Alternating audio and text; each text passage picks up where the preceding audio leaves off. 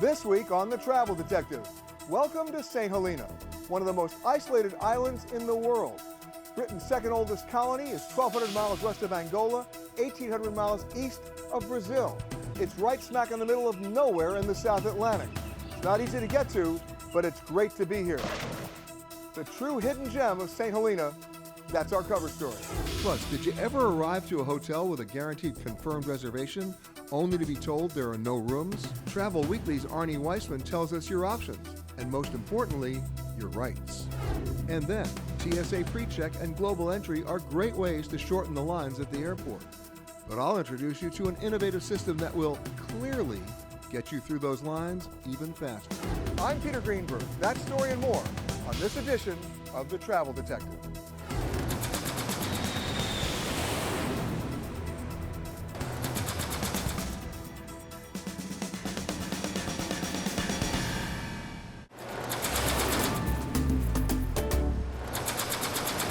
If you're looking to get away from it all, have I got a destination for you. It's the island of St. Helena, one of the most isolated in the world, located smack in the middle of nowhere, deep in the South Atlantic Ocean. It's Britain's second oldest colony and loaded with history. Some of you may remember Napoleon was exiled here. It's also where he died. Now I've got to warn you, it's not easy to get to, but you definitely want to be here. St. Helena is located about 1,200 miles from the western coast of Africa and 1,800 miles from South America's east coast. The island was created as a result of two volcanic eruptions, and its 47 square miles are home to about 4,500 residents, also known as saints. For nearly 3 decades, the only way to get to, or from St. Helena, was on the RMS St. Helena, one of the last remaining Royal Mail ships that actually still delivered mail.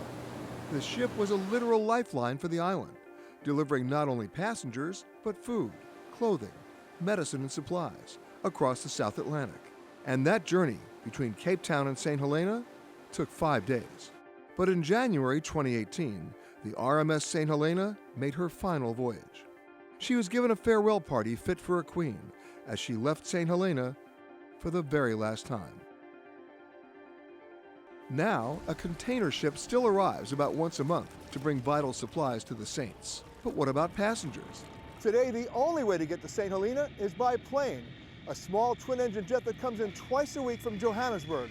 And because this airport has no instrument landing system or nighttime operations, the flying here is old school, visual flight rules, and weather permitting. The airport began regularly scheduled flight service in October of 2017.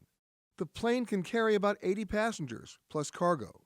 And once it lands, after a quick turnaround, the aircraft is ready to take off and head back to South Africa a few hours later.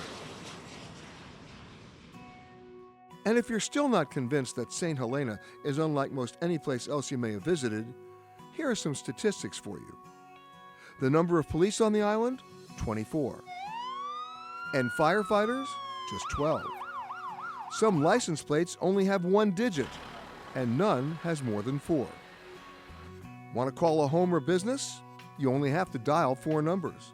And since they only got cell phone service here in 2015, you can still find 38 payphones scattered around the island.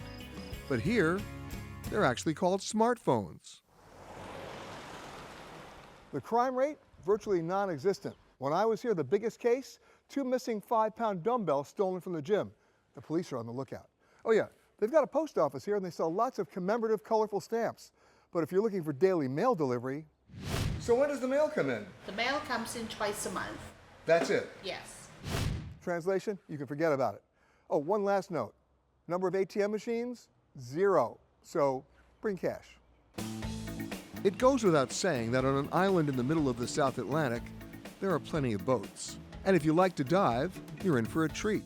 Less than a 15-minute boat ride from Jamestown Harbor, there are reefs, caves, wrecks, and islands. And the water is almost always clear and fairly warm. Snorkelers and swimmers have plenty to see as well. There are 10 endemic fish species, along with turtles, dolphins, and Chilean devil rays. But what many people really want to see are the gentle giants of the sea, the largest fish in the ocean, the whale shark. This is not only one of the premier places to view them, but if you get lucky, you can also swim with them. And if you'd rather be on the water than in the water, especially if you like to fish, you've definitely come to the right place. I set out with Captain Craig Yon of Dive St. Helena to see if we could catch ourselves a little dinner. An old U.S. Navy boat.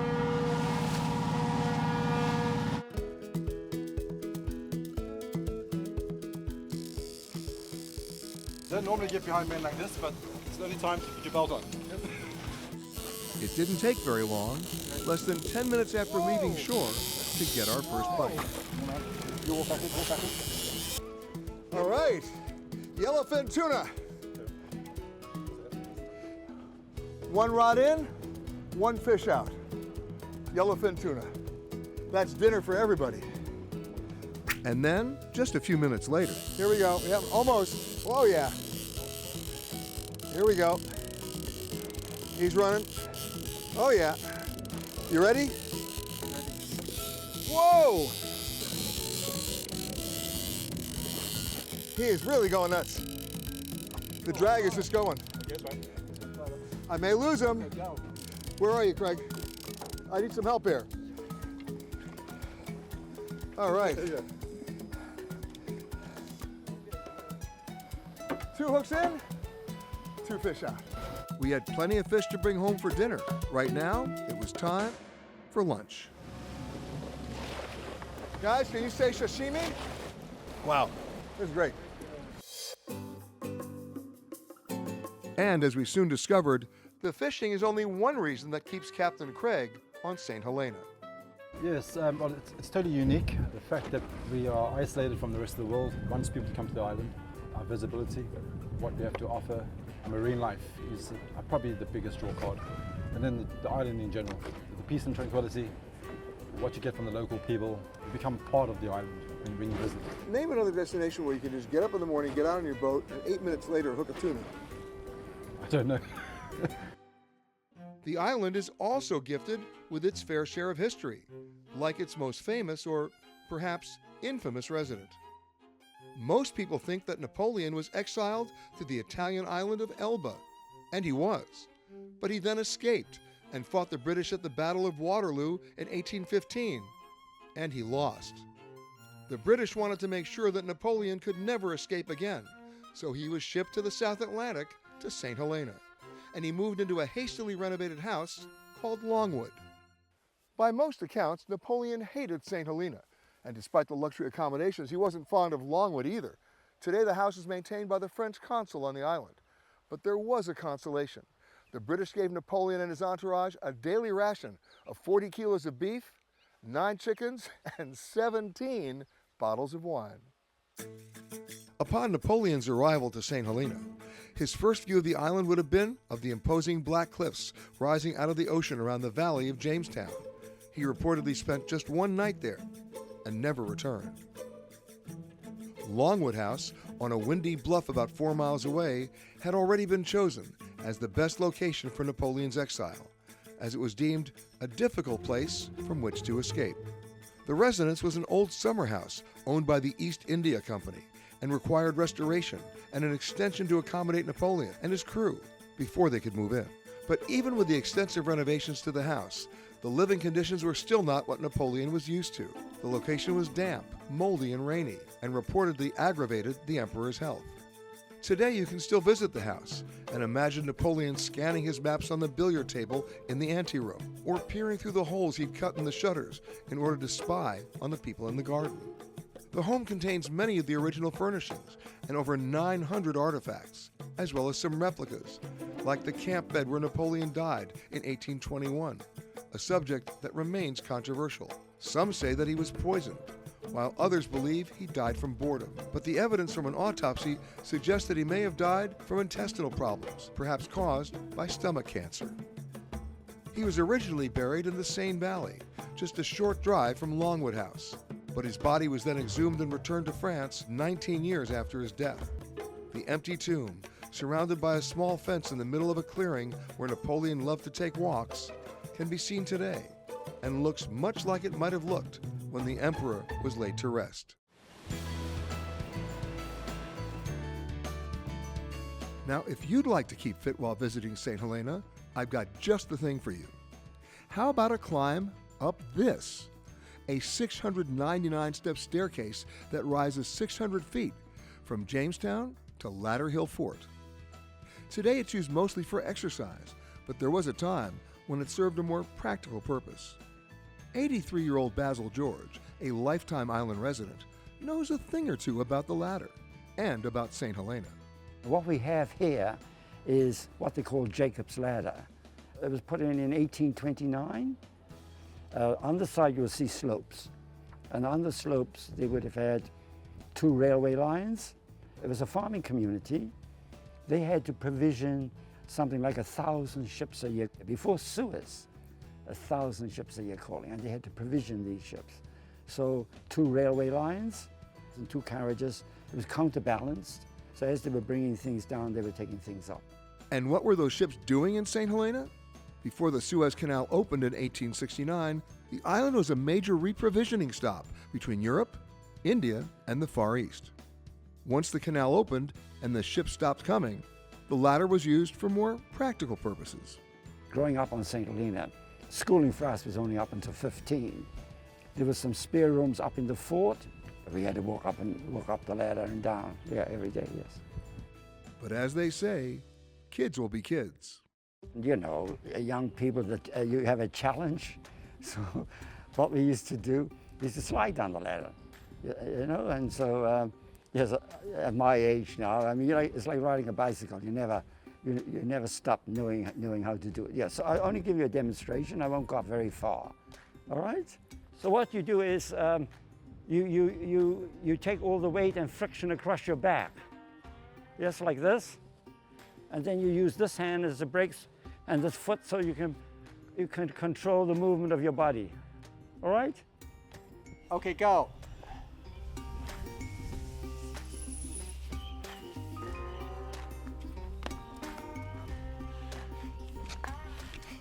I tell you, it's going to come down quickly.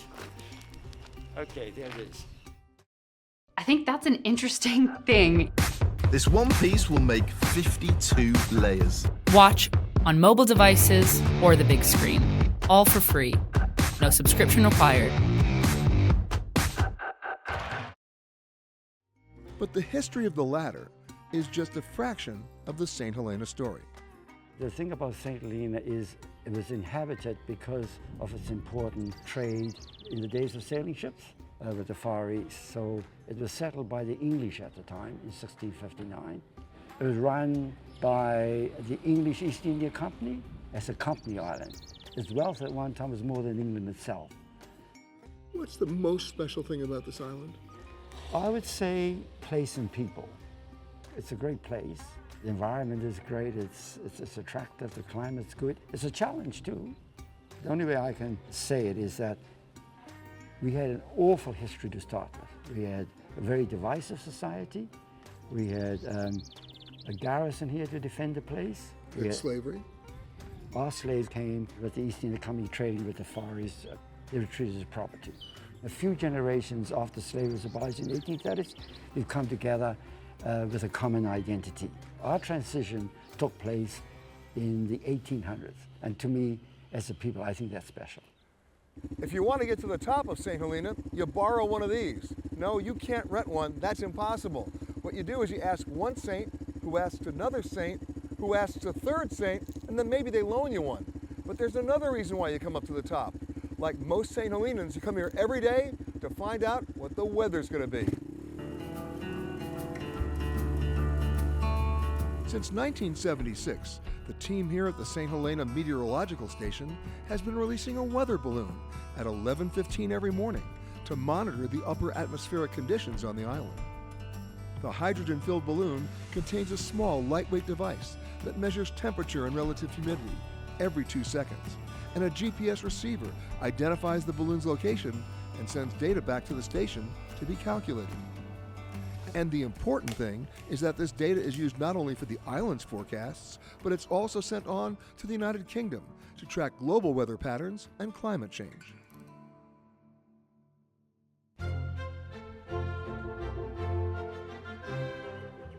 About 20 minutes outside of Jamestown, you'll find Farm Lodge. Built in 1670 as an East India Company planter's house, the 12-acre property is now a working farm, restaurant, and bed and breakfast. And like everything else in St. Helena, it's filled with history. A history that Stephen Biggs, the property's current owner, wanted to share with me. Pretty nice. Oh, yes. I love that bell. And this is purported to be Napoleon's chaise longue that apparently came from Longwood House after he died. Obviously, you reupholstered it. Oh yes. It wasn't in a very good state. But, And what a coincidence. There he is. and there he is, yes. Wow. But that's not the only artifact at Farm Lodge.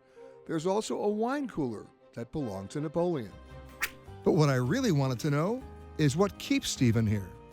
It's a nice place to retire to because I can go out and talk to the chickens or look at, do something in the garden. And still got a lot of work to do, mind you, but I can do it in my own time and my own leisure.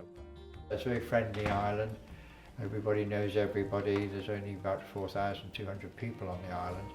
It's very isolated. We have problems with getting stuff from overseas and things like that, but I'm happy with that from the point of view as I'm winding down now. I'm not in the rat race.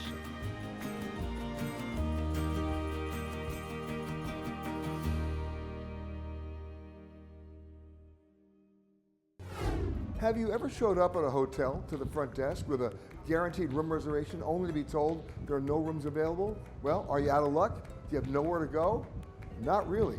Travel Weekly's editor-in-chief Arnie Weissman with a report on your real rights and your true options.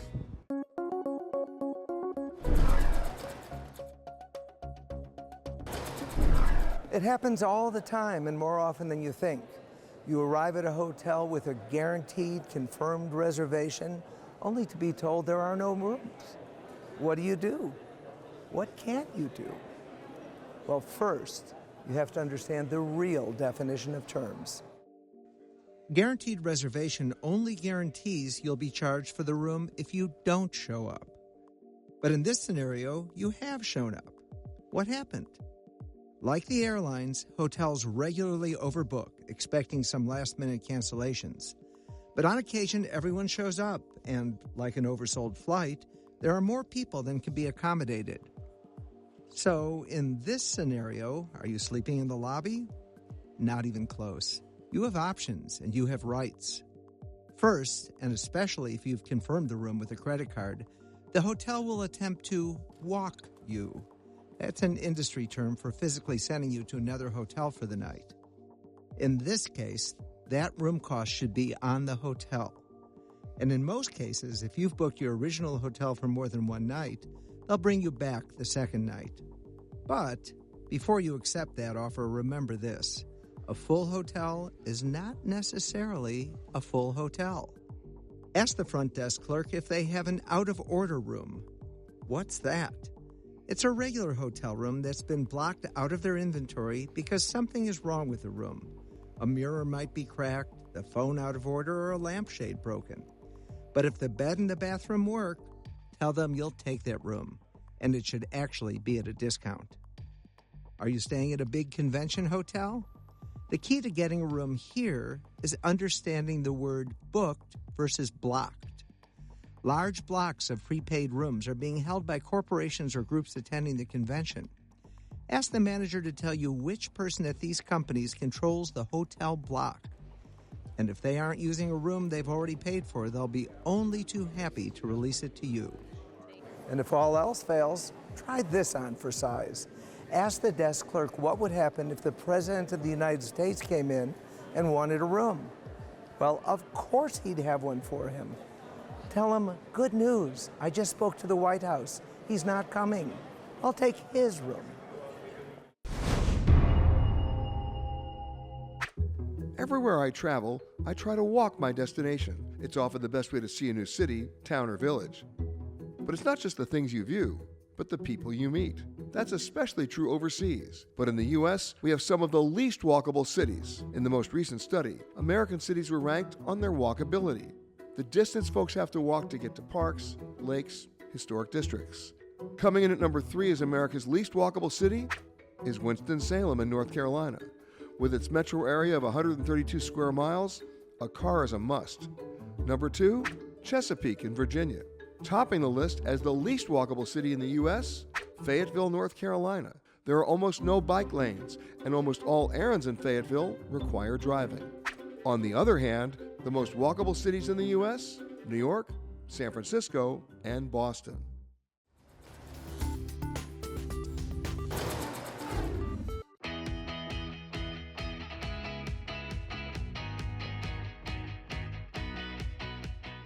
If you're going to go to an airport, you know what's in store for you: lines, especially at security, where it can range from 20 to 40 minutes at some places. But if necessity is truly the mother of invention, there's another way to do it: a private-public partnership that can get you through security in 2 minutes or less. And it's working. Many of you might use, or at least know about, the TSA PreCheck program. In principle, it works like this. For $85 for a 5-year membership, this trusted traveler program permits you to bypass normal security and go through a separate lane. You don't have to remove your shoes, your jacket, or your laptop. It sounds good, but going to a separate pre-check lane doesn't always avoid a long line. Enter Clear, a separate alternative to pre-check, designed to expedite travel without compromising security. You enter another separate lane, where you can get your fingerprints or eyes read. Once there's a match, you'll be okayed to go. Clear's CEO, Karen Seidman-Becker, walked me through the process. Flying today, I've gotten to the airport. I come straight to the Clear biometric verification machine. I am not only my driver's license, but I'm also my boarding pass, all with my biometrics. So here's what you would have seen as my driver's license, and here's what you would have seen as my boarding pass. You can see I'm going LaGuardia to Boston, departs at noon, TSA PreCheck, and into physical screening I go. That's it. And so I use my fingerprints, but you could also use your iris, at which point I would just stand here, center on the green light, and the same thing would come up. And ultimately, we can go to facial in line with working with TSA. That took less than 2 seconds. And I noticed you're not holding a physical boarding pass. I am literally holding nothing. As a girl who likes to travel light, I'm holding nothing. This is all I need. How often have people said they forget their wallet, right? This is all I need.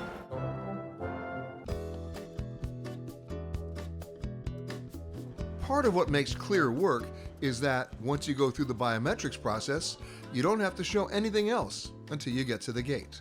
As long as there's biometric boarding, you could use this right to board the plane. We have this same fingerprint reader at the Delta Sky Club. We have capabilities for biometric bag drop, so you could do self-service bag drop, because everything here is what's attached in your wallet. And what that means is lines that move demonstrably faster. If you save 2 or more minutes per passenger, and let's say there are 40 people in a single line, you've saved considerable time. There's been studies in different airports that say we add not only speed, but we drive 30 to 35% efficiency as well, because you're thinking of ATM machines, right? By having more ATM machines, it's like adding people. And because the technology can work so quickly and seamlessly, you can process more people faster. Clear has now expanded beyond its current 60-plus airports to include stadiums and concert venues. As for a price comparison, Clear is a more expensive choice. Pre-check at $85, global entry runs $100, each for a 5-year membership. Clear weighs in at $179 per year. You can add family members for $50 each. But there are a number of promotional programs with airlines and credit cards that offer substantial discounts on Clear. So depending on how much you fly and how much your time is worth to you, Clear can have a very strong value proposition. Here's the bottom line. These lines might not get shorter, but your line just did. That does it for this week. I'll see you next time on another edition of The Travel Detective. This week on The Travel Detective, they're the 9 westernmost islands of Europe, a volcanic archipelago in the middle of the Atlantic Ocean. Many of you may have flown over them. Most of you have never landed there. Well, we did, and I'll share with you my hidden gems of the Azores. That's our cover story. Plus, pack your patience. I'll run down a list of the worst cities worldwide when it comes to traffic congestion. And then, the next time you're visiting the theme parks in Florida, you might want to venture outside of Orlando. I'll show you how to explore nearby Polk County and Haines City, like a local.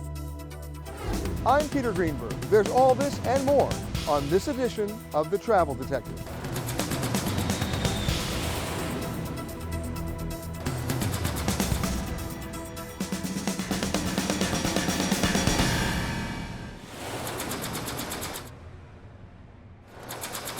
I'm standing on one of the 9 westernmost islands of Europe. Few Americans have even heard of them. Fewer have even come. In fact, most people don't even know where they are, about 800 miles off the coast of Portugal in the Atlantic. Some might argue that these are the islands that time forgot. That might be true, but history hasn't forgotten, and I haven't forgotten. So let me share with you some of my hidden gems of the Azores.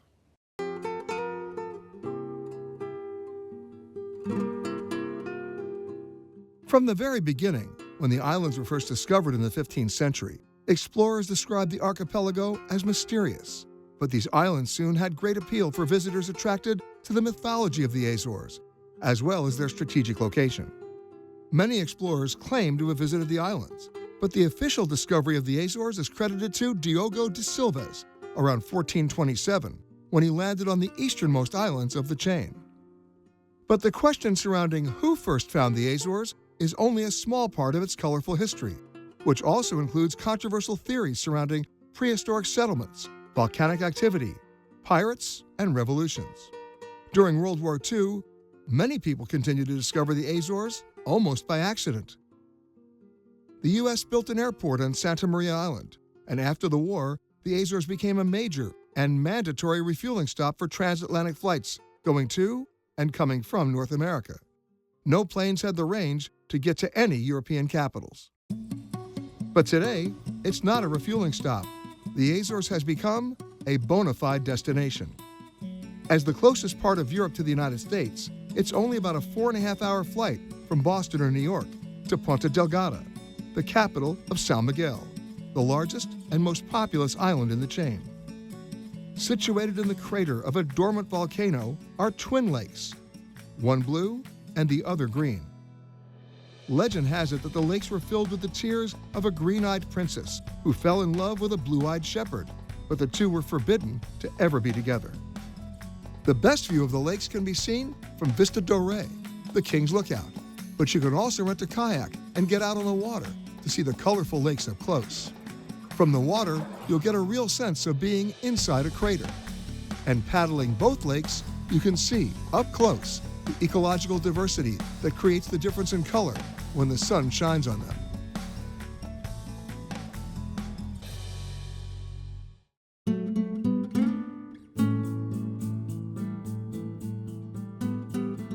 One of the best things about the Azores is how manageable they are.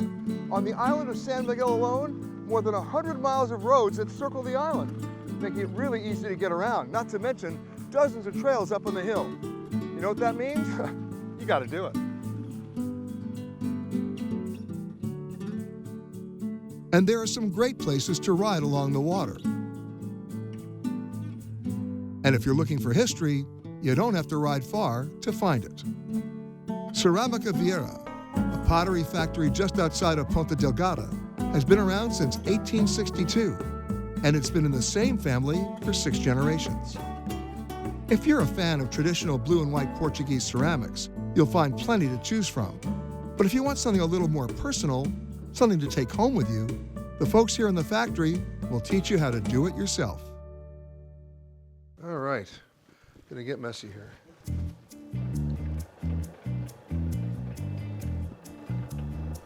And now? No. This is called remedial. And now? Okay. Right? Ah, okay.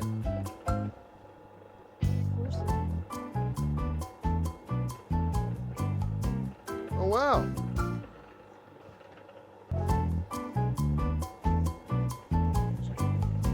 Better. Better. More. So far I've made a candle holder.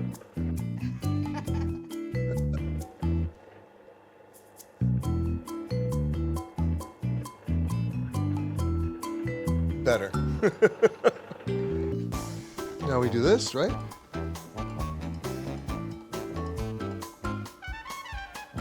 Ta-da! And now,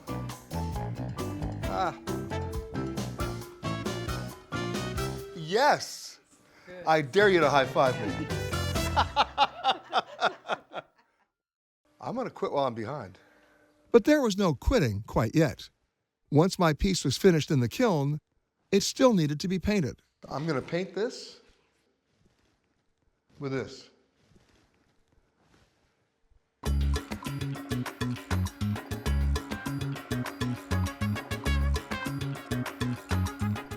I made an asterisk, a snowflake. A 9-year-old could do better. Why are you laughing? It's you.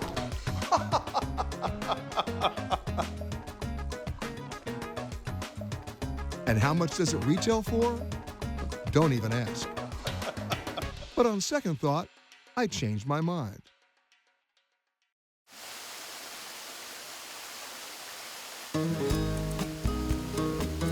About a 15-minute drive from Ceramica Vieira, you'll find the hot springs of Caldera Velha, where you can take a dip in the warm volcanic pool or splash around in the waterfall cascading down the slope of the Fogo volcano.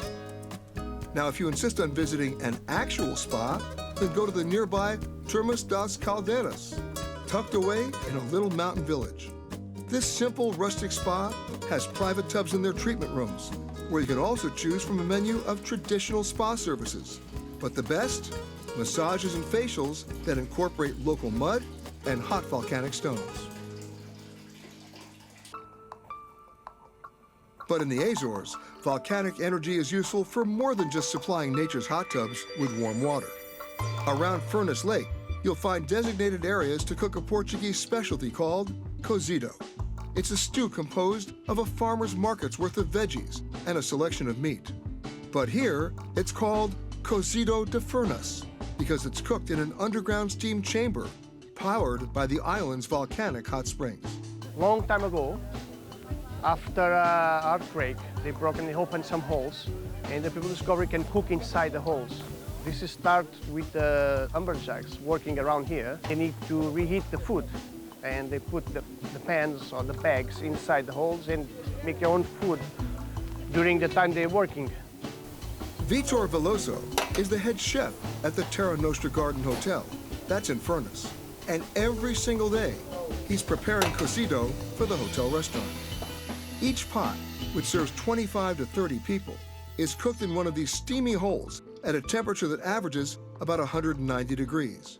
Then, 7 to 8 hours later, that's right, you gotta wait for it, the pot is lifted from the hole and transported to the restaurant kitchen, where the chef removes the cozido from the pot and puts it on platters, ready to serve.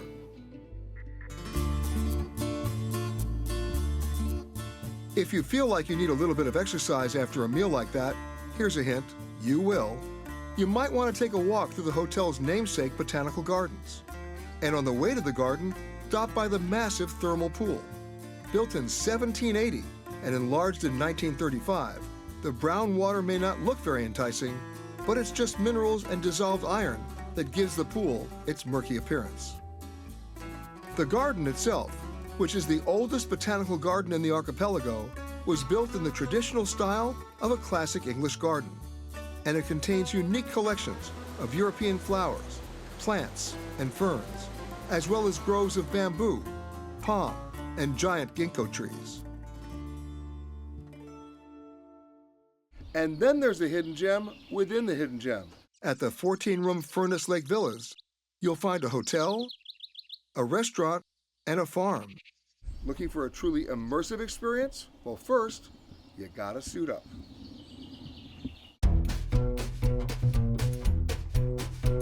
Hotel owner Manuel Gago de Camara has transformed this 255-acre property, which has been in his family for hundreds of years, into an eco-resort right in the Furnace Volcanic Basin. And if you're looking for an adventure, you first have to climb in the back of the truck. But first, there was one more step.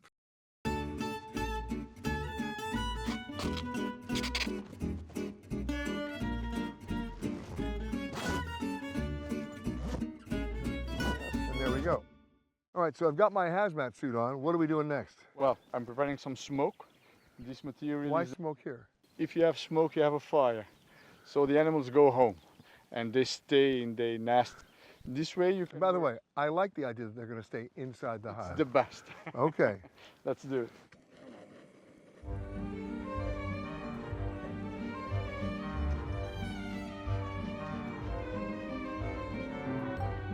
Oh man, that's smoke. I think we have smoke. Do you mind to keep doing that? Sure. While Manuel put on his gear, I continued to make the smoke, till we were finally ready to approach the hives.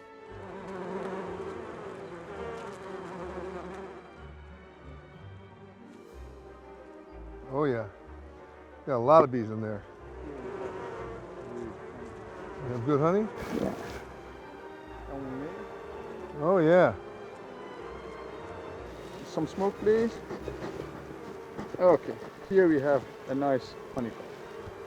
Yeah, replace that.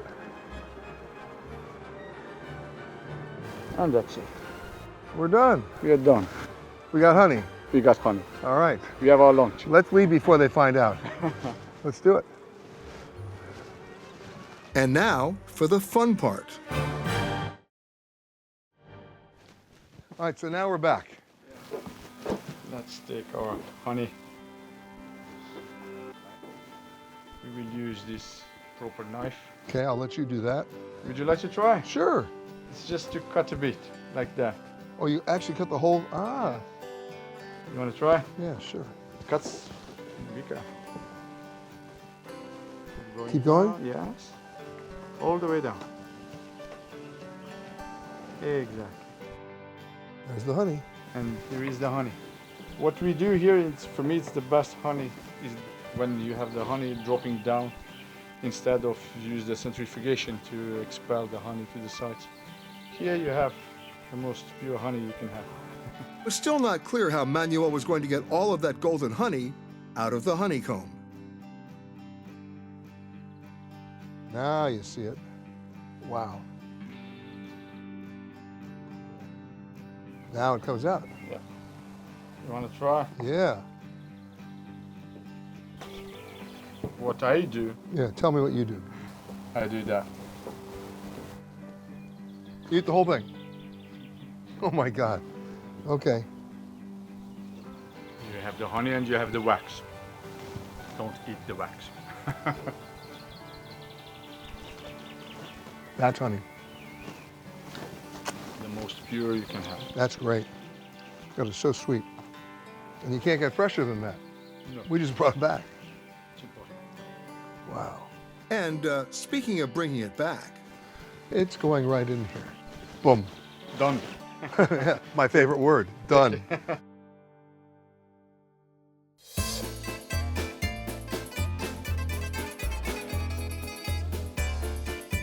part of the enduring history of the islands might surprise you, considering we're in the 21st century.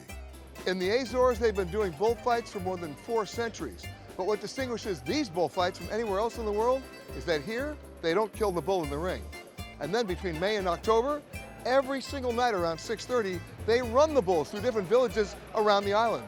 Tonight, we're in the village of San Matus. And guess what? In about a half an hour, those bulls are coming right through here. The people over there, they've got the best vantage point, and they won't get killed. You stand here, you will. Here on the island of Terceira, the locals know to arrive early, not only to get a prime viewing spot, but to take part in a giant block party while they wait for the bulls to take to the streets. And in the meantime, the bulls wait in specially designed transport boxes called gaiolas until it's time for the event to begin. In the Azores, everybody's an expert on bullfights because they've grown up with it. It's part of their culture. like Pedro Correa. You have bullfights in, I think, seven countries in the world. And the unique country without killing the bull inside of arena is Portugal. The Portuguese bullfighters, they stopped in the 19th century. And because the location changes from village to village and day by day, the bullfights are not always easy to find. They changed the location because they're related with the festivals they do in different villages. So every festival need to have at least one street bullfight, at least one. And the way you find out is you got to call somebody who knows somebody who knows somebody else who tells you where it is. Yeah. Yeah. Correa is an Azorean native who knows the best place not to be during the bullfight. This is not the best place This is not to the be. best place to be. Yeah, sure. Because the bull's coming right at you. Yeah, Right. for sure. So we won't be standing here long. Yeah, no, it's not my advice. I don't advise you. I will take your advice. To keep the bull from running free, it's held on a long rope by anywhere from 7 to 10 very strong men called pastores, who control the direction and distance the bull can travel.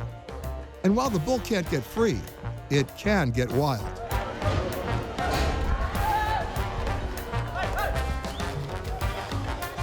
The animal's horns are also capped with metal balls or leather pouches to protect the amateur bullfighters, known as capinas, who chase the bull through the street, using an umbrella or jacket to get its attention. And where was I during the bullfight? Or rather, the bull chase? Behind a makeshift plywood barricade. Hey, I'm not stupid. Some people say that this is also a local courting ritual, that the capinas are trying to gain the affection of one of the many young women watching the action, from the rooftops and on the sidelines. Part of the dance is to anticipate if the bull will turn right or left as it chases you. And the math is easy. You have about a 50-50 chance of feeling some pain. As in any sport, the fans have their favorites, but in this case, it's the bulls that they follow. Each bull participates in the fight for anywhere from 15 to 30 minutes. And when the bull's finished, it goes back into the gaiola, and they live to fight another day. And on this day, no one died. No one got seriously injured. And once the fourth and final bull finished his run, he and the other bulls were sent to a pasture to rest for at least 8 more days before another fight. And while the bulls may be done for the evening, the people in the streets are definitely not. They continue to party on into the wee hours of the night.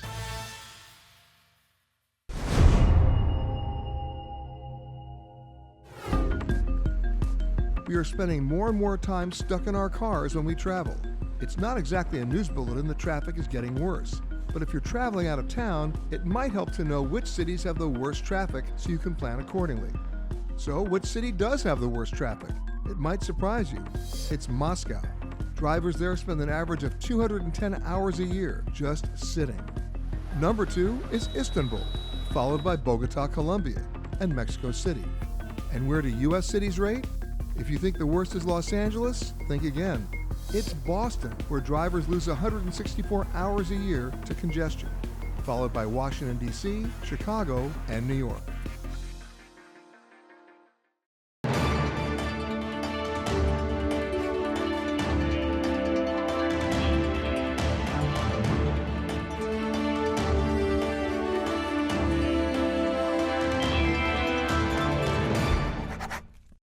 If I mention Orlando, Florida, chances are you're going to think of Walt Disney World or Universal Studios. But what about Polk County, Florida, or Haines City, Florida?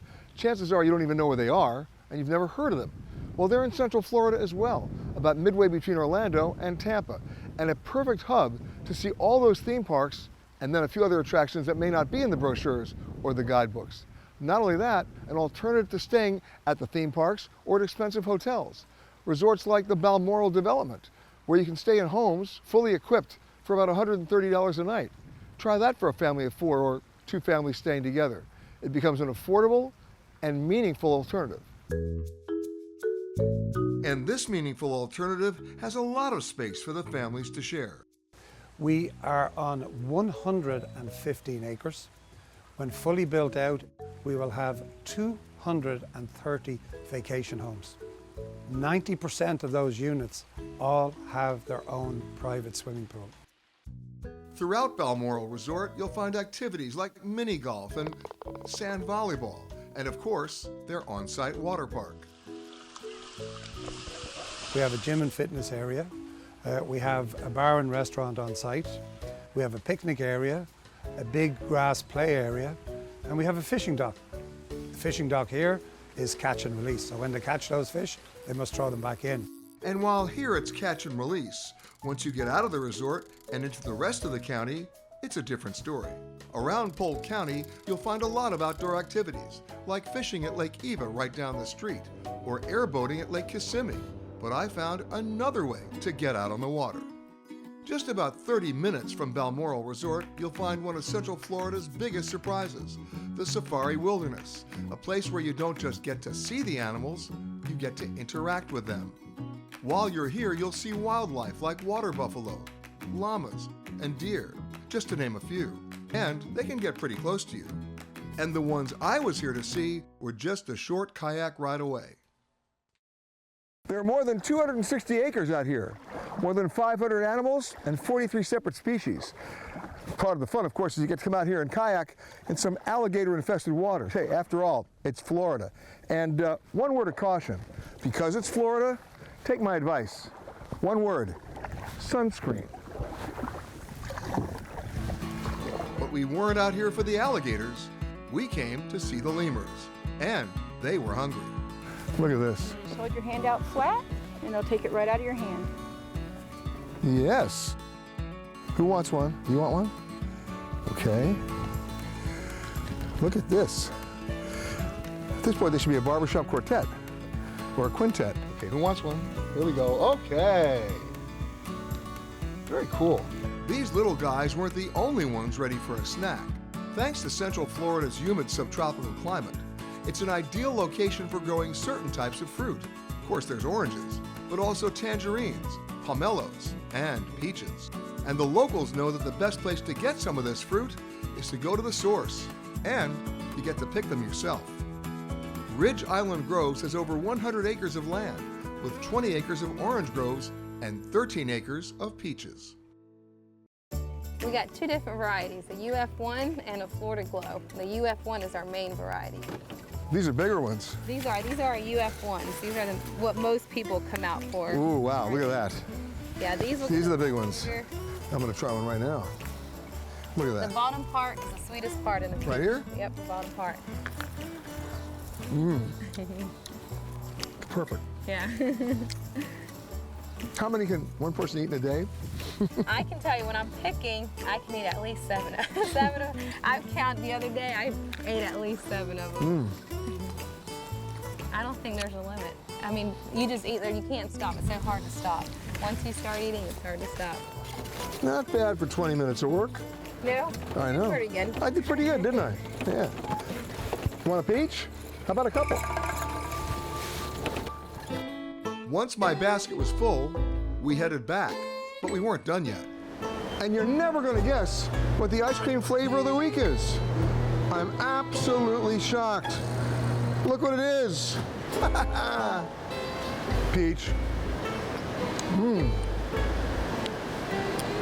Pretty good. After a day outside exploring Polk County, I was ready to go back indoors, so we returned to the Balmoral Resort for one final and unexpected treat.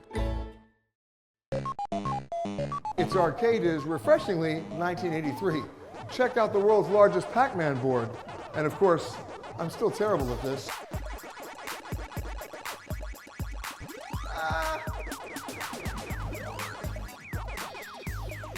Bye-bye. Can you repeat after me? Game over? I'm Peter Greenberg, and thanks for watching.